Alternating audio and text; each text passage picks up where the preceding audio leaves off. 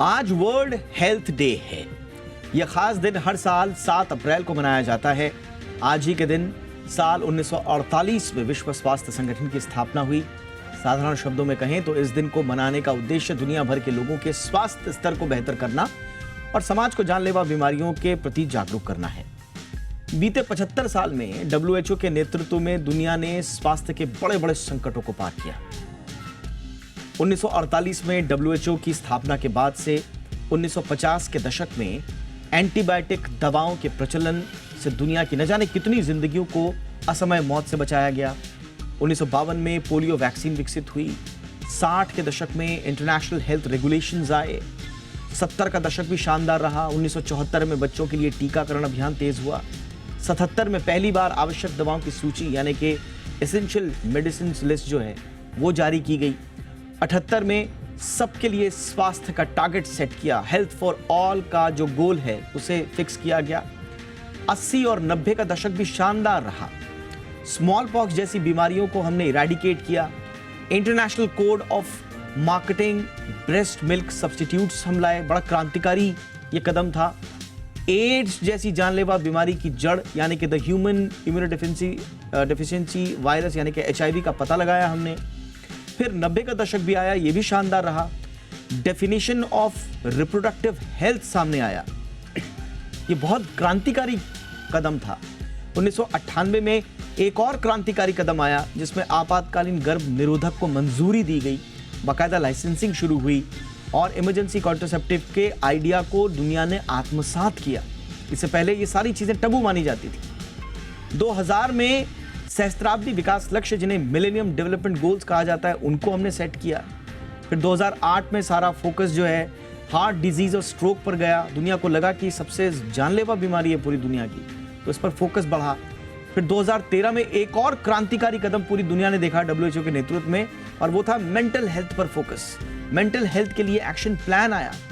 2015 में फिर हम MDG के बाद SDG लेकर आए, सतत विकास लक्ष्य लेकर आए। 2019 में हमने यूनिवर्सल हेल्थ कवरेज पर संयुक्त राष्ट्र की घोषणा को देखा। फिर कोरोना आता है और उसके बाद की चुनौतियां हम सबके सामने हैं। तो कुल मिला के हमारे सामने पूरी ये विकास यात्रा रही है WHO की। इसके बीच बीच में भी बहुत सारी उपलब्धियां, हर किसी उपलब्धि का जिक्र करना मुश्किल, लेकिन बड़ी तस्वीर हम सबके सामने। WHO के मुताबिक आज भी इस पूरी यात्रा के बावजूद आप देखिए कि WHO के मुताबिक आज भी 2 अरब लोग स्वास्थ्य सुविधाओं से वंचित हैं। ऐसा इसलिए है क्योंकि उनके पास हेल्थ पर खर्च करने के लिए पैसे नहीं हैं। दुनिया भर में तकरीबन 930 मिलियन लोगों को अपने घरेलू बजट का 10% या इससे ज्यादा हेल्थ पर खर्च करना पड़ता है। जितना कमाते हैं उतना हेल्थ पे खर्च हो जाता है। हेल्थ पे अगर आप खर्च कर रहे हो तो बहुत अच्छी बात है, लेकिन बीमारियों पर खर्च हो रहा है, ये चिंता की बात है। और इसके चलते करोड़ों लोगों की फाइनेंशियल कंडीशन खराब हो जाती है। भारत में तो अक्सर कहा जाता है कि एक व्यक्ति जो BPL से मिडिल क्लास में आया है, एक बीमारी उसे वापस BPL में धकेल देती है। उसके जिंदगी जीने के लाले पड़ जाते हैं। दुनिया की 30% आबादी अब तक जरूरी स्वास्थ्य सेवाओं तक पहुंच भी नहीं पाई। 30% आबादी, बहुत बड़ा हिस्सा है ये। लाखों करोड़ों लोग दिल की बीमारी को, स्ट्रोक, TB, पोलियो, ब्लाइंडनेस जो है, मलेरिया, एड्स जैसी खतरनाक बीमारियों की शिकार आज भी हो रही है। बहुत प्रगति हमने की है, लेकिन ये बीमारियां गई नहीं। इसके साथ ही कोरोना का कहर भी तेजी से फैलता जा रहा है। WHO के मुताबिक शारीरिक, मानसिक, सामाजिक रूप से पूरी तरह से स्वस्थ होना मानव स्वास्थ्य की परिभाषा है, लेकिन जितना इस पे हम प्रगति कर रहे थे, कोरोना के पूरे काल ने उसे बहुत बड़ा धक्का लगाया और अब हम फिर से ऐसे मुहाने पर खड़े हो गए हैं कि हमें दोबारा से चीजों को शुरू करना पड़ रहा है। ऐसे में जागरूकता बहुत जरूरी है। एक और आंकड़ा जो थोड़ा चिंता में डालता है कि आज दुनिया में 4 करोड़ 10 लाख लोग हर साल जो नॉन कम्युनिकेबल डिजीजेस हैं उनसे मर रहे हैं। ये दुनिया में होने वाली कुल मौतों का 71% है। इसमें कार्डियोवैस्कुलर डिजीजेस हैं, कैंसर है, रेस्पिरेटरी डिजीजेस हैं और डायबिटीज शामिल है। ये नॉन कम्युनिकेबल डिजीजेस हैं। दुनिया भर में होने वाली मौतों का 71%। दुनिया में हेल्थ एक्सपेंडिचर अगर ऐसे में देखें तो उसकी हालत भी ठीक नहीं है। हमारे यहाँ हेल्थ एक्सपेंडिचर अभी 1.5 से ऊपर नहीं बढ़ पाया है GDP का। यही नहीं, हेल्थ के ट्रेन प्रोफेशनल्स को भी की जबरदस्त कमी है, सब जगह कमी है। पूरी दुनिया में WHO का अनुमान है कि 2030 तक दुनिया भर में 1 करोड़ हेल्थ केयर वर्कर्स की कमी हो जाएगी। और इसमें सबसे ज़्यादा चिंता की बात यह है कि ये कमी सबसे ज़्यादा उन देशों में होगी जो गरीब हैं या जिनकी कमज़ोर अर्थव्यवस्था है। तो कुल मिला के इन तमाम कमियों के बीच आज हम वर्ल्ड हेल्थ डे मना रहे हैं। बड़ी अनूठी थीम भी है हेल्थ फॉर ऑल की। लेकिन क्या हम कुछ कर सकते हैं? क्या इन चुनौतियों से पार पाने में हम सक्षम हैं? हमें किस तरह से अपनी भूमिका निभानी होगी बतौर देश, बतौर नागरिक, बतौर इंडिविजुअल, ताकि सर्वे भवन्तु सुखिना का जो सपना है, ये भारतीय दर्शन का बहुत बड़ा हिस्सा है, इसकी अवधारणा को हम पूरा कर पाएं। इस पर बातचीत करने के लिए इस वक्त हमारे साथ खास मेहमान डॉक्टर अरुण के चोपड़ा सर हमारे साथ हैं, जाने माने कार्डियोलॉजिस्ट हैं और फोर्टिस एस्कॉट हॉस्पिटल में फिलहाल कार्यरत हैं। Doctor Chopra, good evening sir, बहुत बहुत स्वागत है। हमारे साथ हैं डॉक्टर मनोज कुमार, जाने माने स्वास्थ्य विशेषज्ञ हैं देश के और सीनियर कंसल्टेंट हैं फिलहाल मैक्स हॉस्पिटल में। डॉक्टर मनोज, बहुत बहुत स्वागत है सर आपका। और हमारे साथ डॉक्टर समीर भाटी हैं, जाने माने पब्लिक हेल्थ एक्सपर्ट आप भी हैं। डॉक्टर भाटी, आपका भी बहुत बहुत स्वागत है। डॉक्टर मनोज, मैं चर्चा की शुरुआत आपसे करना चाहूँगा। हमने पूरी विकास यात्रा बताई WHO की, और ये एक तरफा विकास यात्रा नहीं है। WHO की कार्यशैली पर, उसके कामकाज पर बीच बीच में सवाल भी उठे, लेकिन ओवरऑल पूरी दुनिया को स्वास्थ्य की ओर ले जाने में जो दिशा निर्देशन या जो नेतृत्व या जो छत्र छाया चाहिए थी, वो एक अम्ब्रेला वाला काम WHO ने जरूर किया है। लेकिन उसके बावजूद जैसा हम कह रहे हैं कि बहुत सारी चुनौतियां अभी बाकी हैं और ये चुनौतियां लगातार बढ़ रही हैं। सर, इस वक्त आपको क्या लगता है एज अ नेशन भारत की क्या भूमिका हो सकती है कि हम दुनिया को, न सिर्फ अपनी कम्युनिटी को, अपने देश को, बल्कि पूरी दुनिया को एक बेहतर स्वास्थ्य की तरफ ले जाएं? सर दीपक जी, 7 अप्रैल को हम लोग वर्ल्ड हेल्थ डे मनाते हैं। ये WHO की स्थापना दिवस है। और हर साल जिस तरीके से आपने एक हिस्टोरिकल एक चार्ट दिया कि हर साल एक इम्पॉर्टेंट इशू को WHO सामने लाती है, जैसे इस बार हेल्थ फॉर ऑल लेके आई है। जहाँ तक हमारे देश की बात है, अभी जो एक चीज़ जो सबसे पहले जो हमारे यहाँ जो कमी थी कि जो एफोर्डेबल और एक्सेसिबल हेल्थ केयर जो था वो हमारे यहाँ बहुत कम लोगों को मिल पा रहा था। और जो आप देखिए बेड रेशियो भी देखिए, करीब करीब आधे बेड 1000 पॉपुलेशन पे थे। तो कुछ बहुत सारी चीज़ें थी जो अभी जो आपने देखा हुआ, खास करके पैंडेमिक के टाइम में जिस तरीके से हमारे देश ने एक तरीके से वैक्सीनेशन और जितने डिजिटल प्लेटफॉर्म को इंक्लूड करके वैक्सीनेशन, उसके बाद इवन विदेशों में वैक्सीन्स का एक्सपोर्ट करके, तो देश एक जो आर्थिक स्थिति जो भी उभर रही है या जो विकास हो रहा है और हम लोग एक ग्रोइंग इकॉनमी है, उसके साथ साथ हम लोग हेल्थ केयर में भी काफ़ी ग्रो कर रहे हैं। और इसमें निश्चित तौर पे जो तमाम योजनाएं, देखिए सबसे बड़ी चीज़ क्या होती है कि अफोर्डेबल और एक्सेसिबल हेल्थ केयर, जिसमें फाइनेंशियल हार्डशिप्स या आर्थिक कठिनाई अधिकांश पॉपुलेशन को नहीं आए। और आज जैसे स्वास्थ्य मंत्री जी ने जो डेटा दिया, उसमें करीब करीब 70-80 करोड़ अब भारत का जो जनसंख्या है वो किसी न किसी तरीके से हेल्थ केयर को अफोर्ड करने की क्षमता रखता है, चाहे आयुष्मान भारत की योजना हो, चाहे और राज्यों में जो स्वास्थ्य योजनाएं चल रही हैं। तो निश्चित तौर पे जो एक लीडरशिप है और G20 समिट हो रही है, तो मुझे ऐसा लगता है भारत एक निर्णायक रोल निभा सकता है। खास करके देखिए हमारे यहाँ 60% से ज़्यादा वैक्सीन का प्रोडक्शन है।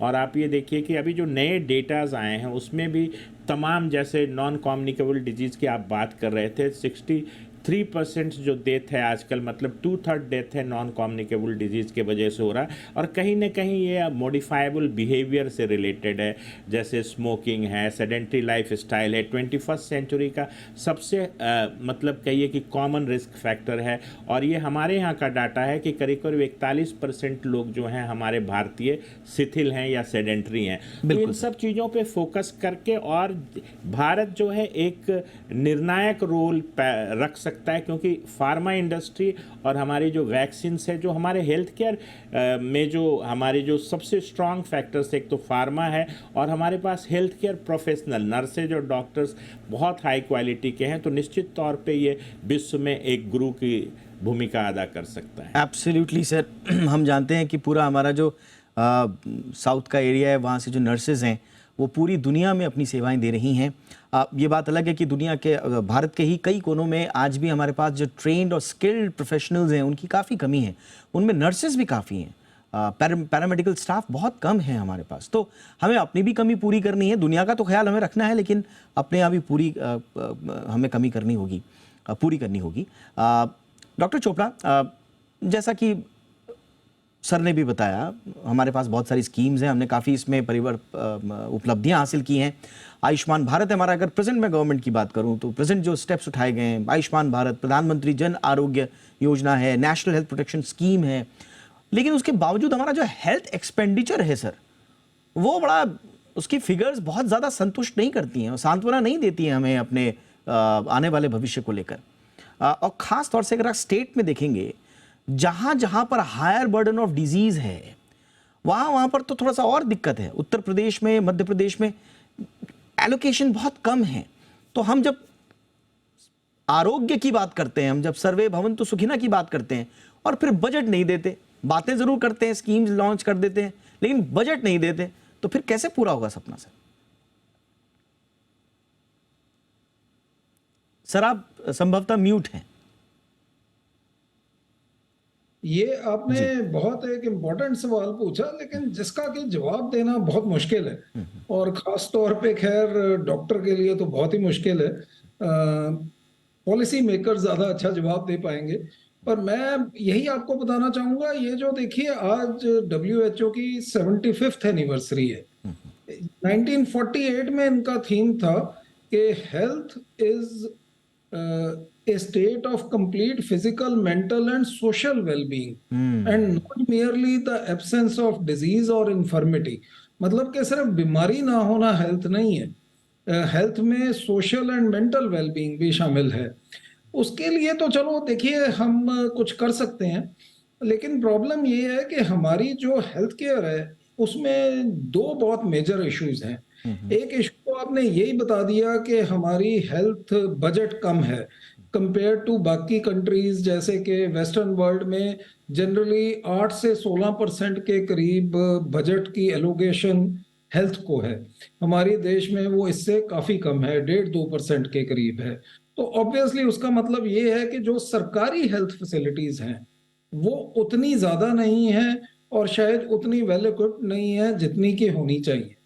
उसके कारण होता क्या है कि जब इन लोगों ने 2.1% किया है जीडीपी का, लेकिन अभी भी जो हम चाहते हैं वहां तक बहुत कम है। यस सर, बिल्कुल। तो आप देखिए ना, यूएसए में 16% है और भी कई कंट्रीज में 8 से 16% के बीच में है। उससे हमारा अभी भी 1/4 से 1/8 है।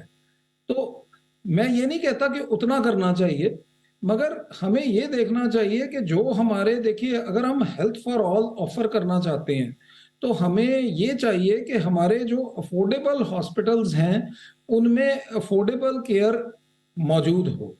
सो हम ये तो जरूर करें कि जैसे हमारी स्कीम्स हैं, सरकारी जो सिविल सर्वेंट्स हैं उनको हेल्थ फैसिलिटी है, CGHS है, आर्मी वालों को ECHS है, कॉरपोरेट इंश्योरेंसेस हैं, और अब ये जैसे आयुष्मान भारत स्कीम है जो प्रधानमंत्री जी ने शुरू की है, और भी ऐसी हर स्टेट में, कई स्टेट्स में स्कीम है, वो यूजफुल है।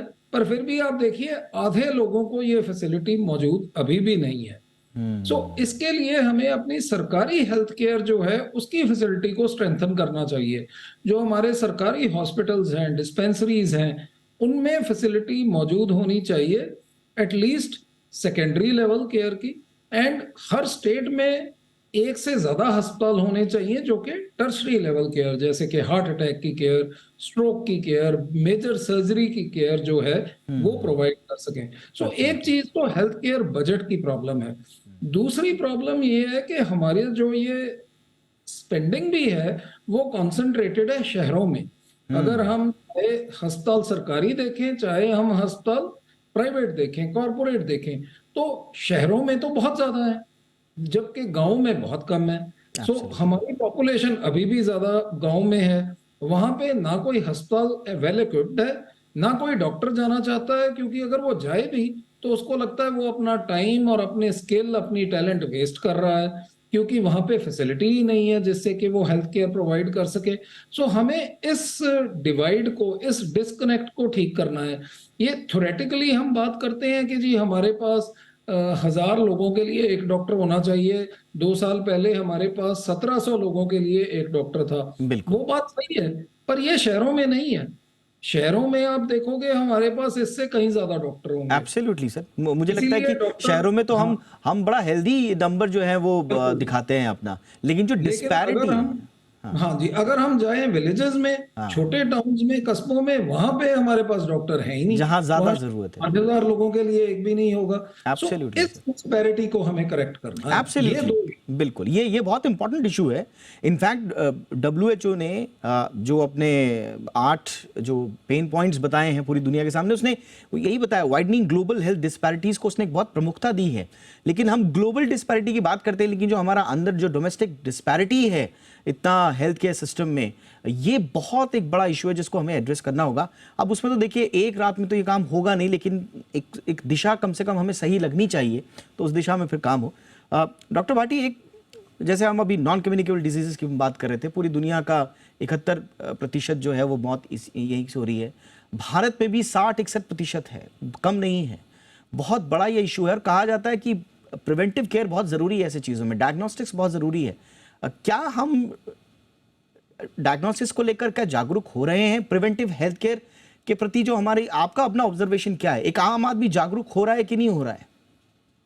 बिल्कुल बिल्कुल। देखिए, पेंडेमिक के बाद हम देखें स्पेसिफिकली तो हमें समझ आया है कि अगर हेल्थ अफेक्ट होती है तो हमारी इकोनॉमी भी अफेक्ट होती है, हमारी क्वालिटी ऑफ लाइफ भी अफेक्ट होती है, एंटरटेनमेंट इंडस्ट्री, स्पोर्ट्स, सभी चीजें अफेक्ट होती है। तो नेशन अगर हेल्दी रहेगा तो ये सभी चीजें ट्रैक पे चलेगी। और जैसा हमारा अब इस बार का थीम भी है डब्ल्यूएचओ का कि हेल्थ फॉर ऑल, अभी स्पेसिफिकली आपने जैसा पूछा कि कम्युनिकेबल डिजीज तो ऑलरेडी हमारी चल रही थी, जो एक बर्डन था हमारे लिए, चैलेंजेस था, जिसमें हम बात करते हैं मलेरिया, ट्यूबरकुलोसिस। बट अब जो नॉन कम्युनिकेबल डिजीज है वो इमर्ज काफी ज्यादा हो रही है। लाइफस्टाइल जो डिजीज है, हमारी मेटाबॉलिक डिजीज है, इनका बर्डन बढ़ गया है फर्स्ट, और सेकंड मेंटल हेल्थ इश्यूज का बर्डन काफी बढ़ गया है। और स्पेसिफिकली ये दोनों चीजें अफेक्ट कर रही है हमारी यूथ को, यंगस्टर्स को, क्योंकि इंडिया में तो यूथ की पॉपुलेशन काफी ज्यादा है। तो दोनों पे एक साथ काम करना जरूरी है, जैसा हम कर भी रहे हैं। अभी अगर कम्युनिकेबल डिजीज की बात करें तो जैसे पोलियो एडिकेशन पे हमने काम किया, और इसके अलावा अभी प्रधानमंत्री जी ने जैसे लॉन्च किया है टीबी फ्री इंडिया, 2025 तक हमें टीबी एडिकेशन प्रोग्राम करना है, जो कि अभी काफी जगह पे ये इम्प्लीमेंट भी हो रहा है। तो दूसरा हमारा जो अभी सबसे ज्यादा बर्डन है नॉन कम्युनिकेबल डिजीज। देखिए, इसमें जो सबसे ज्यादा काम करेगा वो हमारा अवेयरनेस ज्यादा काम करेगा। और जैसा अभी बात कर भी रहे थे डॉक्टर चोपड़ा भी, कि हम अगर हेल्दी इंडिया की बात करते हैं तो उसमें रूरल हेल्थ हमारे लिए एक बहुत ही महत्वपूर्ण सब्जेक्ट है। क्योंकि कहीं ना कहीं अगर हम देखते हैं हमारा अर्बन एरिया, अर्बन जो हमारा हेल्थ केयर सिस्टम है, वहां पर अगर डॉक्टर या हेल्थ केयर वर्कर्स या पैरामेडिक्स का हम देखें तो अवेलेबिलिटी है। बट रूरल हेल्थ में अगर हमें उसको और ज्यादा मजबूत बनाना है तो उसमें जरूरी है वहां की primary health centre, community health centre, इसको हम पीपीपी मोड पर लेकर जाएं। जैसा अभी शुरुआत हुई भी है पब्लिक प्राइवेट पार्टनरशिप की, कि प्राइवेट पार्टनरशिप, प्राइवेट जो भी फर्म्स है, कंपनीज है, उनके पास डॉक्टर्स की अवेलेबिलिटी है, गवर्नमेंट के पास इंफ्रास्ट्रक्चर है। तो जब दोनों साथ में काम करेंगे तो काफी हद तक ये गैप एनालिसिस को हम फिल कर सकते हैं। और कोविड में हमने देखा कि टेलीमेडिसिन का प्रचलन काफी ज्यादा बढ़ा है, क्योंकि डॉक्टर वहां तक चलिए नहीं पहुंच सकते रूरल एरियाज में, बट टेली कंसल्टेशन का प्रचलन काफी ज्यादा बढ़ गया है। और दूसरा अगर हम इसके अंदर बात करें, देखिए मेंटल हेल्थ इश्यूज के बारे में गवर्नमेंट ने अभी इसको एड्रेस किया है 2 बार के बजट में, स्पेसिफिकली मेंटल हेल्थ को लेकर बजट को बढ़ाया भी गया है। और इसके ऊपर अभी अगर हम देखें इंटरनेट पे तो सबसे ये बड़ा ज्यादा इंपॉर्टेंट आपने पॉइंट रखा डॉक्टर भाटी, मेंटल हेल्थ का इशू। मनोज सर, एक बहुत सारे टबूज भी हमने पार किए, मेंटल हेल्थ उसमें से एक है। कई ऐसी बातें जो दुनिया, मेंटल हेल्थ हर कोई उससे प्रभावित हो रहा है, हम सब जान रहे हैं, और उससे जुड़ी हुई हमारी तमाम बीमारियां हैं। आप लोगों से हमारी कई बार बातचीत होती है तो उसका पता चलता है कि उसका रिलेशन आपके हार्ट से है, आपके आपके आपके ऑर्गन हेल्थ से रिलेटेड है ये सारी चीज़ें। अब थोड़ा सा हमने कम से कम इन 75 सालों में डब्ल्यूएचओ की, हम थोड़ा सा अगर मानकों की बात करें या उसकी जर्नी की बात करें, तो कम से कम हमने एक चीज़ तो ये पार पाई है कि मेंटल हेल्थ का मतलब पागलपन नहीं है। अब कम से कम आ रहे हैं, बातचीत कर रहे हैं, अपने आसपास बातचीत कर रहे हैं, समाज में एक्सेप्टेंस बढ़ी है, डॉक्टर्स के पास जा रहे हैं और यहां तक कि दवाइयां लेने से भी परहेज नहीं कर रहे हैं, तो ये एक बेहतर साइन है सर हमारी इस जर्नी का? जी, मेंटल हेल्थ आपने बिल्कुल सही कहा कि मेंटल हेल्थ का हर मतलब ये नहीं कि सिजोफ्रेनिया है या पागलपन है। मेंटल हेल्थ किसी भी फॉर्म में एक माइल्ड सी जो आपकी मिस एडजस्टमेंट होती है और जिससे छोटा सा इंडोजीनस डिप्रेशन से लेके severe illness, manic depressive illness, इसमें बहुत बड़ा एक स्पेक्ट्रम ऑफ डिजीज़ है। और मेंटल इलनेस का मतलब ये नहीं है कि कोई मानसिक रूप से अस्वस्थ होने का मतलब है कि वो आम काम नहीं कर पा रहा है। बहुत सारे ऐसे स्ट्रेस के जो छोटे छोटे मैनिफेस्टेशंस होते हैं। और ये देखिए दीपक जी, प्रूवन फैक्ट्स है कि क्रॉनिक स्ट्रेस जो है वो हार्ट डिजीज़ को, कार्डियोवास्कुलर डिजीज़ को, स्ट्रोक को, इन सब चीज़ों को बढ़ाता है। तो ये तो बहुत इम्पॉर्टेंट पार्ट है। और हमने अभी जो डिस्कशन कर रहे थे उसमें जो सबसे इम्पॉर्टेंट डिस्कशन दोनों हमारे मित्र जो बता रहे थे कि जो डिस्ट्रीब्यूशन है हमारे हेल्थ केयर सिस्टम का, चाहे वो कोई भी जनरल सिस्टम हो या टर्शियरी केयर सेंटर हो, 70% सेंटर जो हैं वो अर्बन्स में, जो भी हेल्थ केयर फैसिलिटीज़ हैं हिंदुस्तान की वो शहरों में है। और गांव में जो, जबकि WHO का जो मेन कहिए कि एक हैंडल करने का हेल्थ फॉर ऑल के लिए उन्होंने प्राइमरी हेल्थ सेंटर पे बहुत जोर दिया है। तो मुझे लगता है कि जो मेंटल हेल्थ का भी जो है एक साइकेट्रिस्ट और एक इवन जो आदमी एसेस कर सके, ऐसे लोगों को प्राइमरी हेल्थ सेंटर में भी पोस्ट करना चाहिए। और ये क्यूरेबल, बहुत सारे मेंटल डिजॉर्डर हैं जो क्यूरेबल हैं। बहुत रेयर परसेंटेज होता है जिनको मेंटल एसाइलम या कोई बहुत ज़्यादा ट्रीटमेंट की ज़रूरत पड़ती है। और मुझे लगता है कि बहुत सारी डिजीज़ें जो प्रॉपर काउंसलिंग से ही ठीक हो जाती है। तो मेंटल हेल्थ आज के डेट में बहुत इम्पॉर्टेंट इशू है। और मेंटल हेल्थ की केवल स्ट्रेस और चीज़ें जो हैं वो कार्डियोवैस्कुलर डिजीज़ के साथ, ओबेसिटी के साथ, ओबेसिटी के बाद डायबिटीज़ के साथ, तो ये तरह से कहिए कि एक तरह से पूरा ये साइकिल, विशस सा साइकिल बन जाता है। तो मुझे लगता है कि ये एक इम्पॉर्टेंट पार्ट है जिसको कि एड्रेस करने की ज़रूरत है। जहाँ भी प्राइमरी हेल्थ सेंटर है वहाँ भी एक मुझे लगता है साइकेट्रिस्ट, और इवन पीरियोडिक हफ्ते में एक बार ही बैठे, बट वहाँ पे साइकेट्रिस्ट होना चाहिए, जिससे कि एक मेंटल वेलबींग जो है वो हिंदुस्तान के अधिकांश लोगों को मिल सके और उसमें अगर कहीं ज़रूरत है तो उनको हेल्प मिल सके। अब सर एक बुनियादी सवाल डॉक्टर चोपड़ा मैं आपसे पूछना चाहूँगा, आपका अपना ऑब्जर्वेशन क्या है? जब हम हेल्थ की बात करते हैं हम उसमें बहुत सारी चीज़ें जोड़ सकते हैं। उसमें हम एक्सपेंडिचर से लेकर, उसमें रिसर्च से लेकर, उसमें जो अभी हमने रिसेंट कोविड में जो हेल्थ केयर सर्विसेज में जो हमारा रिडक्शन हुआ है, जो ग्लोबल रिडक्शन हुआ है वो 37% हुआ है, जो ग्लोबल रिडक्शन हुआ हेल्थ केयर सर्विसेज में। अभी हम लोग थोड़ा वापस उस ट्रैक पे आ रहे हैं। इंडिया में भी हम ठीक ठाक उस पर काम कर रहे हैं, लेकिन उसके बावजूद ये हम बड़ी बड़ी बातें छोड़ के अभी हम बुनियादी अगर हम बात समझें कि एक आम हिंदुस्तानी क्यों बीमार पड़ रहा है, तो उसके पीछे आप कारण क्या मानते हैं? कई लोग कहते हैं कि साहब स्मोकिंग बहुत ज़्यादा कर रहे हैं हिंदुस्तानी लोग जो हैं। कई लोग कहते हैं कि भाई ड्रिंकिंग की प्रवृत्ति बहुत ज़्यादा बढ़ गई है, इतने लोग ड्रिंकिंग नहीं करते थे, आजकल वैरायटीज़ बहुत हो गई हैं। लोग कहते हैं साहब ड्रिंकिंग में क्वालिटी बहुत अच्छी आ गई हैं, लोग थोड़ा सा सोशल ड्रिंकिंग भी, ये एक इशू है। दूसरा, लोगों ने अब एक तरफ हम जब दुनिया को देखते हैं तो लगता है कि हर कोई सड़क पे भाग रहा है, हर कोई जॉगिंग कर रहा है, हर कोई रनिंग कर रहा है, हर कोई मैराथन भाग रहा है, तो ऐसा लगता है कि हर कोई तो फिट रहना चाहता है, स्वास्थ्य के प्रति बड़ा सजग है। दूसरी तरफ हम देखते हैं कि एक तस्वीर ये दिखाती है कि भाई कोई भी नहीं कर रहा है, एक्चुअली बस ये 2-4 लोग ही भाग रहे हैं सड़क पे, सबके सब लोग ऑफिसों में बैठे हुए हैं। रियल पिक्चर क्या है सर आपके ऑब्जर्वेशन में? क्योंकि बड़ा कंफ्यूजन सा स्थिति है।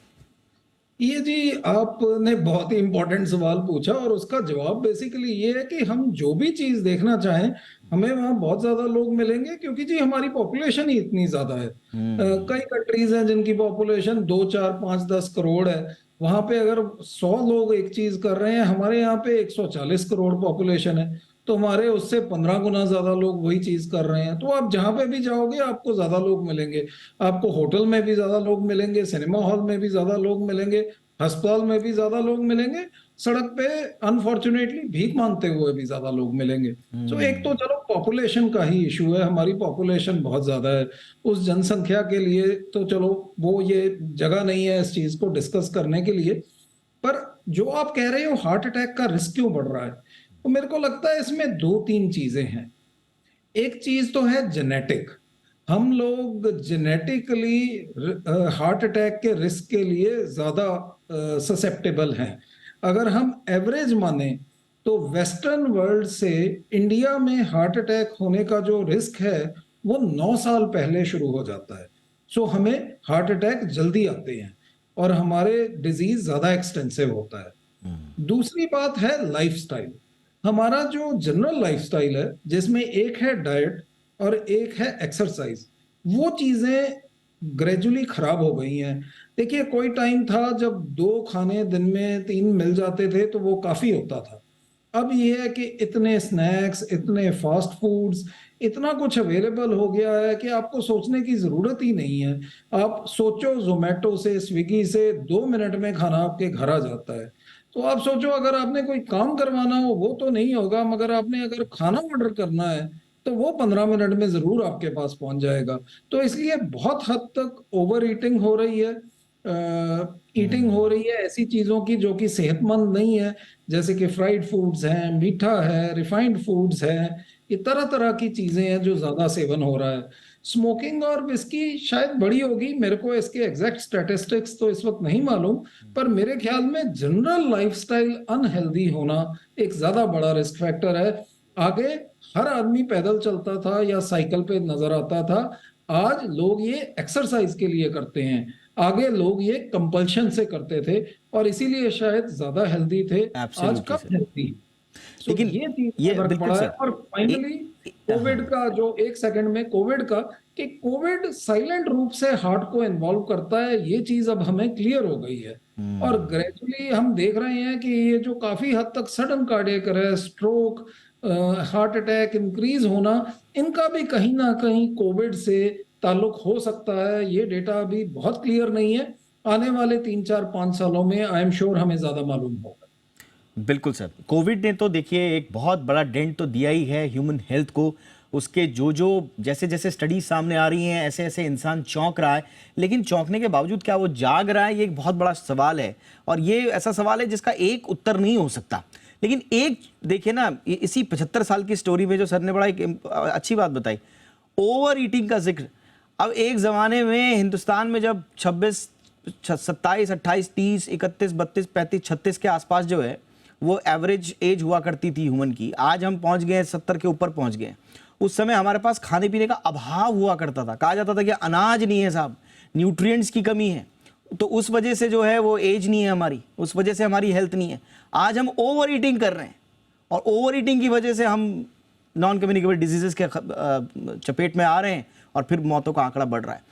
तो एक संयम जो है वो बहुत ज़रूरी है, लेकिन वो संयम आएगा कैसे, ये बड़ा प्रश्न। लेकिन एक जो इंपॉर्टेंट सवाल डॉक्टर भाटी मैं आपसे पूछना चाहूँगा, बड़ा संक्षेप में चाहूँगा आप इसका उत्तर दें। ये जो हम बार बार कह रहे हैं कि हेल्थ केयर प्रोफेशनल्स की हमारे पास कमी है, ख़ास तौर से रूरल एरियाज़ में, और डॉक्टर्स को छोड़ दीजिए, जैसे मैं कहता हूँ पैरामेडिकल स्टाफ जो हमारा स्किल्ड लेबर है, आपको लग रहा है कि लोग पैरामेडिक्स में फ्यूचर नहीं देख रहे हैं, या हमारे पास पढ़ाने के तौर तरीके नहीं हैं, या रुझान नहीं है इस तरफ लोगों का? क्या आप देख रहे हैं, या डिमांड ही नहीं है? नहीं, डिमांड तो बिल्कुल पूरी है। जैसे इसमें सबसे बड़ा काम जो फैक्टर काम करेगा वो अवेयरनेस का काम करेगा, चाहे हम एम्प्लॉयमेंट की बात करें या स्पेसिफिकली करियर काउंसलिंग की। तो यहाँ पे अवेयरनेस की बहुत ज़रूरत है। हेल्थ केयर पैरामेडिक्स की डिमांड काफ़ी ज़्यादा है, बट स्पेसिफिकली बच्चों तक वो इन्फॉर्मेशन पहुंच नहीं पाती कि हेल्थ केयर में भी बहुत तरह के करियर अवेलेबल हैं, जिसमें चाहे हम पैरामेडिक्स की बात करें या बहुत तरह के स्किल ट्रेनिंग्स की बात करें।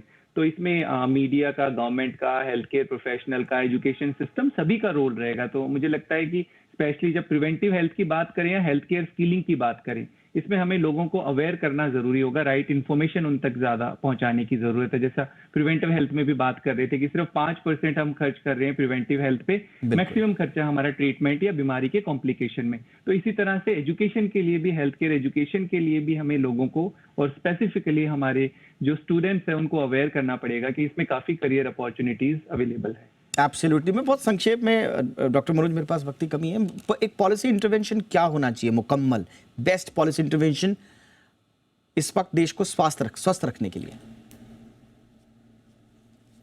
देखिए, हम दीपक जी, मैं तो कह रहा हूँ कि हम लोग इंटरवेंशन जो हो रही है अभी वो तत्काल मुझे लग रहा है कि सेटिस्फैक्ट्री है। जैसे आपने देखा होगा कि अभी अफोर्डेबल केयर के लिए तमाम जन औषधि केंद्र खुले, मुझे लगता है कि करीब करीब 20 लाख लोग उससे दवा परचेज करते हैं, उसकी क्वालिटी पे ध्यान देना चाहिए। दूसरी चीज़ जो ये एक इनइक्वलिटी है अर्बन और रूरल में, उसको बांटने की कोशिश करनी चाहिए। और मुझे लगता है अच्छे हेल्थ केयर सेंटर्स को और रेफरल सेंटर्स को रिमोट में भी खोलना चाहिए, जिससे कि वहाँ के आसपास के पॉपुलेशन का इन्वॉल्वमेंट हो। और जहाँ तक आपने एक बड़ा इम्पॉर्टेंट सा प्रश्न उठाया कि लोगों का रुझान क्यों कम हो रहा है पैरामेडिकल्स में और मेडिकल साइंस में, इवन डॉक्टर्स बनने में भी लोग कम इंटरेस्टेड होते हैं, क्योंकि उनको ऐसा लगता है कि 5 साल की पढ़ाई और वो कंपेयर करते हैं दूसरे प्रोफेशनल कैरियर से, उसमें आसान है पैसा और ये। लेकिन हमें ये समझना चाहिए कि देखिए मेडिकल प्रोफेशंस में कॉमर्स के साथ साथ सबसे इम्पॉर्टेंट है सेवा भाव, और जिसको कि मिला जुला के, बट मुझे ऐसा लगता है कि इसको भी लुक्रेटिव बनाना होगा हर ढंग से, ताकि लोग इस प्रोफेशन को चूज करें और हमारे यहाँ कम से कम किसी तरीके की हेल्थ केयर प्रोफेशनल्स की कमी ना महसूस हो। एब्सोल्युटली, बहुत सारे काम अभी करने हैं पूरी दुनिया को, पूरी क्रॉस इंडस्ट्री कोलैबोरेशंस करने हैं। डिजिटाइजेशन पे हम तो बहुत ज़्यादा बातें कर नहीं पाए, एआई पे, बिग डेटा पे, ग्लोबल कोलैबोरेशंस हमें बढ़ाने होंगे, फंडिंग मॉडल्स हमें लाने पड़ेंगे एक से एक एक सिर्फ इंश्योरेंस के लिए फंडिंग नहीं, जो इनोवेटिव फंडिंग मॉडल्स है उन पे काम करना होगा। पेशेंट का भी जो थोड़ा एक इशू रहता है, उसकी सेफ्टी का, उसके प्राइवेसी का, कॉन्फिडेंशियलिटी का, उसको भी थोड़ा सा पेशेंट एम्पावरमेंट हमें करना होगा और पब्लिक प्राइवेट पार्टनरशिप्स को बढ़ाना होगा। तो कुल मिला के पूरी दुनिया में भी बहुत काम बचा हुआ है। जी जी चोपड़ा सर कुछ कह रहे हैं? पर एक लाइन मैं जो डॉक्टर भाटी ने जो बोला उसमें एक लाइन ऐड करना चाहूंगा इन एडिशन टू जो डॉक्टर मनोज ने कहा, और वो ये कि जो पैरामेडिकल स्टाफ इसलिए हमारे पास अवेलेबल नहीं है क्योंकि हमारे यहाँ पे तनख्वाह कम है, हमारे यहाँ पे सैलरी कम है। हमारे सबसे ज्यादा जो गल्फ में, यूके में, कनाडा में और यूएसए में हमारी नर्सेज जाती हैं, टेक्नीशियंस जाते हैं, वो जाते हैं क्योंकि हमारे यहाँ पे तनख्वाह कम है, वहां पे तनख्वाह इससे कहीं ज्यादा है। और जो एक इज्जत है हेल्थ केयर प्रोफेशनल के लिए, वो भी वेस्टर्न वर्ल्ड में हमारे यहाँ से ज्यादा है। इन चीजों को भी पॉलिसी लेवल पे एग्जामिन करना चाहिए। आपने एक आखिर में ऐसा सवाल छोड़ दिया सर कि इस पे तो मतलब कई बार हम ये भी सोचते हैं, कई बार डॉक्टर से बहुत ज़्यादा अपेक्षा करने लग जाते हैं कि आपने हेल्थ को, बीमारी को धंधा बना दिया है। लेकिन हम ये भी जानते हैं कि एक डॉक्टर को कितनी तनख्वाह मिल रही है, और अगर एक डॉक्टर को अगर आपने रूरल एरिया में छोड़ दिया, उसके बाद उसके जीवन यापन की भी मुश्किलें आ जाती हैं। उसका परिवार उसके साथ है, उसने इतने सालों की पढ़ाई की होती है और पढ़ाई कितनी महंगी है। तो शुरुआत से एक डॉक्टर बनने से लेकर और फिर एक क्लिनिक खोलने तक या कोई हॉस्पिटल ज्वाइन करने तक उसकी जो जर्नी है वो कितनी संघर्षों भरी होती है, ये कभी कभी भूल जाते हैं। तो हम बहुत ज़्यादा अपेक्षा करने लगते हैं, और ठीक यही स्थिति हमारे पैरामेडिकल स्टाफ की है। डॉक्टर के पास तो फिर भी अपनी प्राइवेट प्रैक्टिस करने का एक विकल्प है, लेकिन हमारा पैरामेडिकल स्टाफ, उसके पास क्या विकल्प है? उसके पास सिर्फ तनख्वाह है, और वो तनख्वाह भी अगर उसे प्रॉपर ना मिले तो कोई क्यों चुनेगा पैरामेडिक्स में आना? तो एक बहुत बड़ा ऐसा प्रश्न है जिस पर हमें हर तरीके से सोचना पड़ेगा, पॉलिटिकली भी, मॉरली भी, हर तरीके से, ताकि स्वास्थ्य जो है एक हमारे सबके विमर्श का हिस्सा हो और इस देश को आरोग्य मिले। बहुत बहुत शुक्रिया, आप तीनों का वक्त निकाला आपने। Doctor Bhati thank you so much, doctor Manoj शुक्रिया सर, डॉक्टर चोपड़ा आपका भी बहुत बहुत शुक्रिया सर।